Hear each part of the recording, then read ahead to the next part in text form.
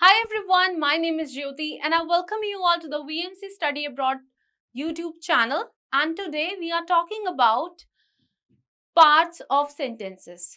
Earlier we have discussed that what the subjects are and the predicates are. We also have discussed what different parts of a sentence there we study or we use, right? So now in this video we are going to talk about the parts of sentence where we will focus on the object. Okay, so let's learn together more about it. Now, as I said, there are different parts in a sentence: the subject, the verb, the object, right? So in the object we have two types of object. The first is direct, the second is indirect object. So let's learn about more direct object. Direct objects can be a person or a thing which receives the action of the verb. For example, if I say I help old people, right? So whom I help, who is the person receiving my help, right? So the person who is receiving the verb is called the direct object. It means I am the person who is helping someone, old people, right? So I become the subject, help become the verb, and the old people, those are receiving the help, become the direct object. Okay, I hope this is fine. Now, next is written here, direct object. It comes after the verb and answers the question like what, okay, or sometimes who. For example, I informed you. This makes a complete sentence. I informed you. So what happened here? See, I informed you about unit test. So now here what happens? See, when we write different subject, when we write different sentences, there we have three very important things, because of what the complete sentences are formed, right?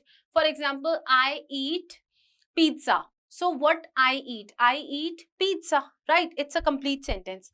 But if I say if I say here I eat pizza with my friend, so even if I eliminate this part from my sentence with my friend, it will have a complete sense here.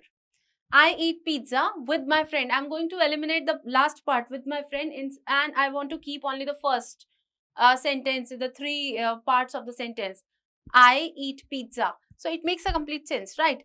Direct object always considered in a sentence to make the sentence meaningful. All right, so, and the direct objects cannot be avoided, cannot be eliminated from the sentence. This is the beauty of direct object. So let's see few examples here. If I say Sohan ate breakfast, so what he ate?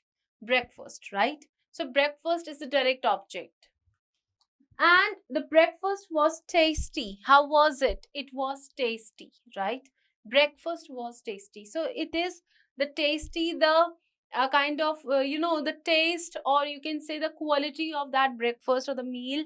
Here it is said by writing this word tasty. Now the second is indirect object. As I said, direct objects are the words that you cannot remove any, like whatever happens, you cannot remove the direct object from the sentence. But when it comes to indirect object, these are always, gonna give you some extra information about the sentence. For example, I ate pizza with my friend. So this is the additional information that I have to add, that with whom I have enjoyed my pizza, right? So with my friend becomes the indirect object here. Okay, indirect object can be a person or a thing that the action is done to or for is known as an indirect object. It is the receiver of the direct object, right? It is the receiver of the direct object. Okay, when you're going to split into part these two objects, you can put it so simple like direct objects are the objects that you cannot remove from the sentence, and without them the sentences would not make any sense. First thing.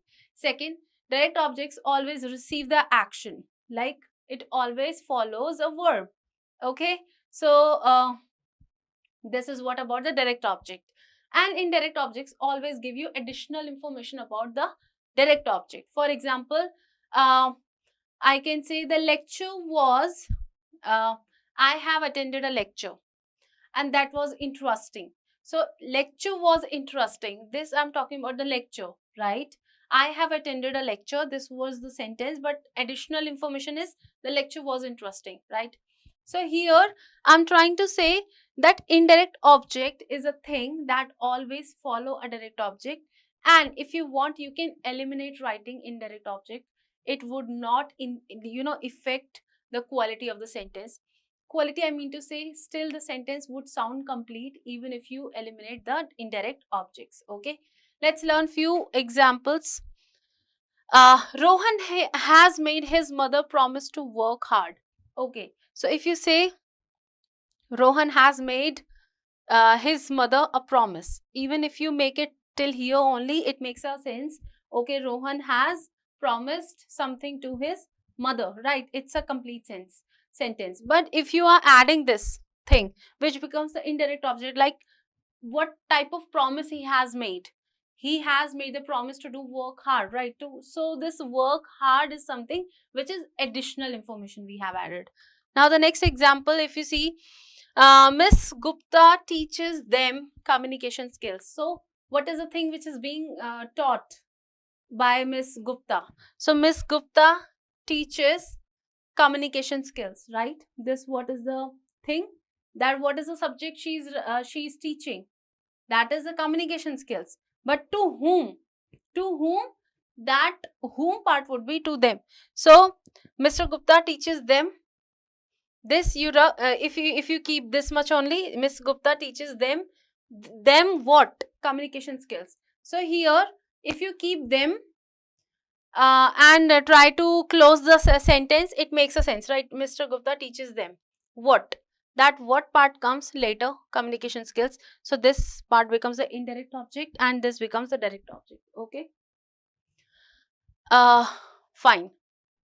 So this was about direct and indirect object, guys. I want you to learn more, do some practice, thoroughly study about it, and then come here with a question. You can drop down your opinion or the queries in the comment box so that we will always keep taking your opinion, right? I see you in the next video where we will learn about the parts of sentences, few more points. Stay tuned and I see you in the next video.